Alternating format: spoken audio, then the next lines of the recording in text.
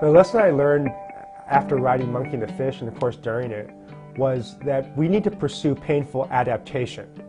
In the New Testament, Jesus asks us to love God and love our neighbors as ourselves. And our neighbor is actually someone not like us. And typically in the evangelical church, we focused on someone who is like us, specifically often to grow numbers.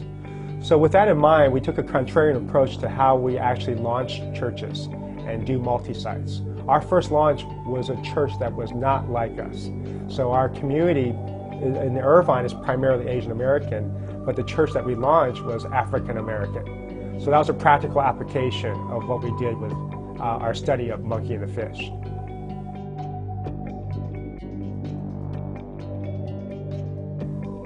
Well, one of my favorite theologians is Bruce Lee.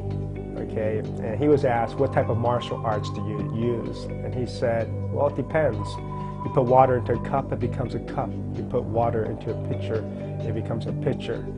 Be water, my friend. God often calls us to adapt, and the way we learn to adapt is really seen in John chapter 4, where Jesus, who is the Son of God, came to the Samaritan woman who was an outsider, a misfit, and he says, you drink of me, and you'll never thirst again. And so what we've done at New Song is really taken this whole principle of adaptation all across the board. Is how do we adapt to the changing global scenarios in our world?